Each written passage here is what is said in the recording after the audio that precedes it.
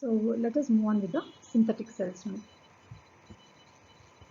In general, all these synthetic cells are the cells which are involved in synthesis of some proteins. So for synthesis, they require an increase in the number of organelles, like increase in the amount of rough endoplasmic reticulum, because they have to increase the protein synthesis. And then they have increase in the number of Golgi complexes so as to package those synthesized protein molecules. And for all this, they require a lot of energy. So they have increase in the mitochondria also. And the most important thing is they have got an open-faced nucleus with a prominent nucleoli. So this all helps in synthesis. So these are the general features for all synthetic cells. Now coming to the first cell, that is a fibroblast cell.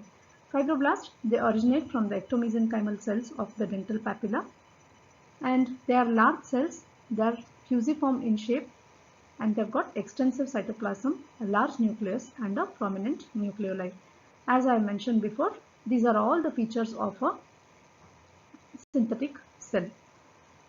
So they have got a well-developed cytoskeleton and adherents and gap junctions.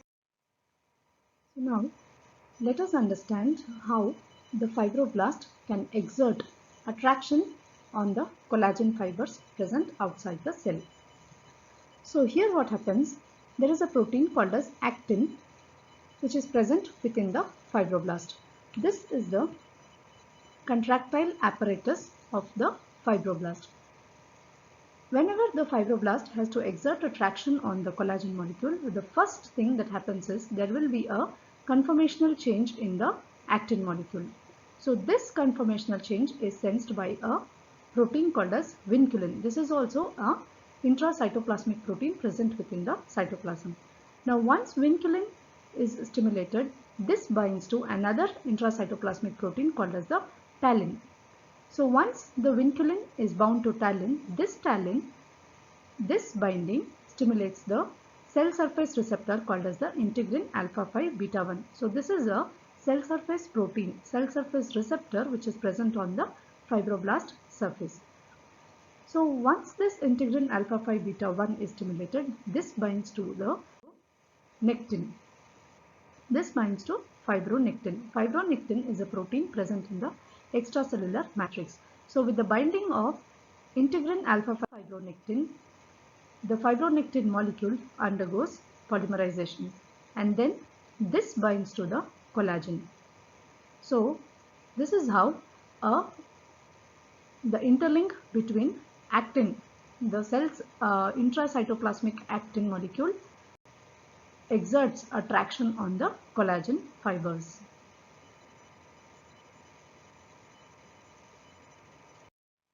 So the functions of this fibroblast are that it produces collagen, elastin, glycoproteins, glycosaminoglycans, active collagenases, and matrix metalloproteinases. So it not only produces collagen, it also produces other proteins as well as the ground substance components and enzymes.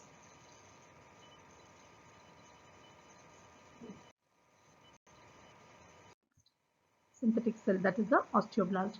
These osteoblasts, they are found near the periodontal surface of the alveolar bone. The point we have to remember here is the periodontal surface of the alveolar bone, that is the inner surface of the alveolar bone, is a modified endosteum, not the periosteum, because on the periosteal surface we will have two layers, that is the cellular layer and the fibrous layer, whereas in the periodontal surface of the alveolar bone there is no fibrous layer, there is only the cellular layer. So this is a modified endosteum. So again regarding the morphology of these cells, they are cuboidal cells and they have got a basophilic nucleus, open-faced nucleus. Like all the features of any other synthetic cell, even osteoblasts, they have got an increase in the size of the nucleus, increased amount of rough endoplasmic reticulum, Golgi complex, mitochondria, and all these. So collagen fibers of the periodontal ligament that penetrate the alveolar bone will intervene between these cells. So that is regarding the osteoblast. So the next cell is the cementoblast. These cementoblasts are also similar to osteoblasts itself, except that they are present on the surface of the cementum.